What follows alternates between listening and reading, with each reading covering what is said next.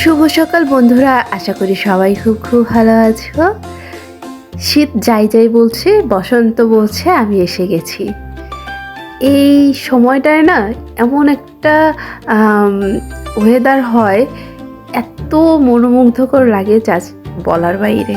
আমার তো এই ওয়েদারটা ভীষণ পছন্দ। আর ইতোমধ্যে হচ্ছে আমার ভয়েসটা শুনে বুঝে যাচ্ছ কতটা ঠান্ডা লেগেছে আমার, যার কারণে তোমাদের সাথে কয়েকদিনের ভিডিও বা কোনো শর্টস আমি শেয়ার করতে পারছি না। এর জন্য আমি আন্তরিকভাবে দুঃখিত। এই ছোট্ট কুড়িটাকে দেখে আমার প্রতিটা দিনের সকাল শুরু হয় এবং আমি মনে হয় নতুন করে বাঁচার ইচ্ছেটা পাই। আর এই যে আমার ছোট্ট নাটক, ও যে এত যন্ত্রণা দেয়, এত পরিমাণে আমাকে জ্বালায় যা একদম বলার বাইরে। আর ও আমার সাথে বারান্দায় আসতে ভীষণ পছন্দ করে এই গাছগুলোর জন্য। ইতোমধ্যে আমার বেডটা কমপ্লিট করে ফেলেছি, যেহেতু আজকে চাদরটা ধোয়ার পালা। আর এখানে একটা নতুন আমি স্ট্যান্ড, এটা ফিল্টার স্ট্যান্ড ছিল, সেটাই বসিয়ে দিয়েছি, কারণ একটা নতুন ফিল্টার স্ট্যান্ড আনা হয়েছে। আর এই দড়িটা কোনো একটা কিছু বেঁধে নিয়ে এসেছিল আমার হাজব্যান্ড, সেটা আমি হারিয়ে যাবে এর জন্য হচ্ছে আমি এখানে বেঁধে রেখেছিলাম, কিন্তু ওর যে এত সুন্দর একটা খেলনার জিনিস হয়ে যাবে সেটা আমি ভাবতেও পারিনি। এবং ও এটা নিয়ে অনেকটা সময় মানে নিজে খেলে, যার কারণে আমি অনেকগুলো কাজও করে আসতে পারি। যেমন ও যদি হচ্ছে জেগে থাকে তাহলে ঘর মোছা, ঘর ঝাড় দেওয়া, এই কাজগুলো মোটেও করা যায় না।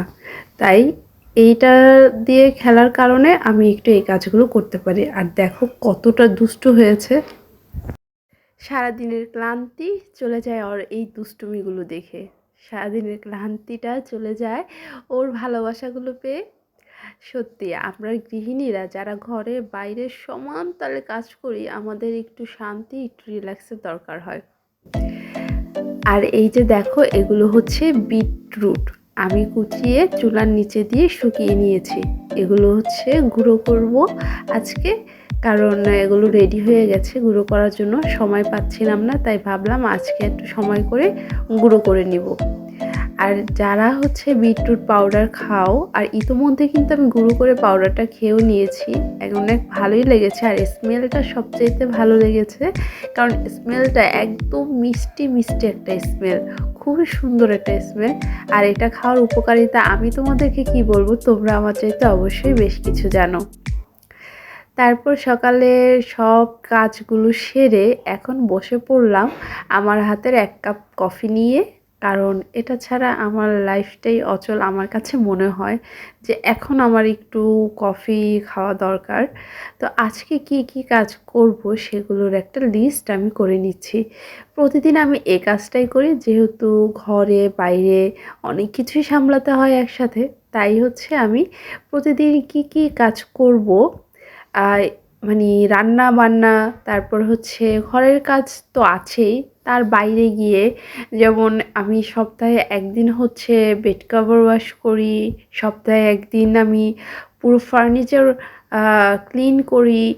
এই সব নিয়ে হচ্ছে আমি একটা রুটিন ওয়াইজ করতে থাকি, তাই ওই কাজের রুটিনটা আমি লিখে রাখি। আর শুধু ঘরে বাইরে যারা কাজ করে তারা না, যারা বাসার গৃহিণীরাও আছো তারাও কিন্তু এই কাজটা করতে পারো। তাহলে কি তোমার সব কাজগুলোই করা হবে এবং তোমার রুটিন মেনে চলা হবে, এবং একদিনে এক কাঁথা সব কাজ তোমার করতে হবে না। এভাবে যদি প্রতিটা দিন তুমি ভাগ করে নাও কাজগুলো, তাহলে তোমার জন্য খুবই ইজি হবে। তারপর আমি এগুলো লিখে হচ্ছে, আর যদি আমি না লিখে রাখি না, আমি ভুলে যাই কখন কোনটা করব। তারপর চলে আসলাম আমাদের চিরচেনা গৃহিণীদের রান্নাঘরে। এই রান্নাঘরটাই তো আমাদের সব কিছু। এখানে আমরা সব দুঃখ সুখ সব কিছু মিলিয়ে সুন্দর একটা জিনিস তৈরি করি বলা চলে। আমার কাছে তো সেটাই মনে হয়। তোমাদের কার কাছে কেমন মনে হয় অবশ্যই আমাকে কমেন্টসে জানিয়ে দিও। আর আমি ওইদিকে রান্না বসিয়ে, যেহেতু আজকের রুটিনে ছিল আমার ওয়াটার পটগুলো সপ্তাহে 2 দিন আমি ক্লিন করি, তো এই ওয়াটার পটগুলো হচ্ছে আমার আজকে ক্লিন করার দিন। তাই ওই দিকে রান্নাটা বসিয়ে আমি এই দিকে আমার ওয়াটার পটগুলো হচ্ছে সব ক্লিন করছি। আর এই বড় ওয়াটার পটটা না দেখো কতগুলো ময়লা বের হয়েছে। অবশ্যই ওয়াটার পটগুলো ক্লিন করার বা ক্লিন করে রাখার চেষ্টা করবে, কারণ এই পানি থেকে কিন্তু আমাদের বিভিন্ন ধরনের রোগ হয়ে থাকে। তারপর চলে আসলাম ঘরটাকে ঝাড় দিতে। এটা তো আমাদের প্রতিদিনের কাজ, এটা আর কি রুটিনে ঢুকাবো। তাই এই রান্না বসিয়ে রান্নার ফাঁকে ফাঁকে অনেকগুলো কাজ আমরা একসাথে করে নিতে পারি। হয়তোবা যাদের বাচ্চা কাচ্চা আছে তারা হয়তোবা পারো না, কিন্তু করার চেষ্টা করলে এমন কিছু নেই যে হচ্ছে আমরা মেয়েরা পারি না। আমরা মেয়েরা আসলেই সব কিছু পারি। প্রতিদিনের এই রুটিনগুলোতে আমি যখন প্রতিদিন আর ও যে দেখেছো আমাকে কতটা জ্বালাচ্ছিল, তাই হচ্ছে ওকে আমি উপরে খাটে বসিয়ে দিলাম।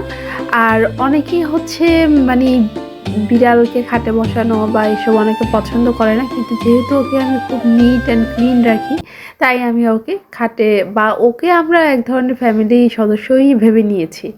তারপর শাওয়ার নিয়ে আমি একটু উষ্ণ গরম পানিতে মধু দিয়ে নিয়ে আসলাম।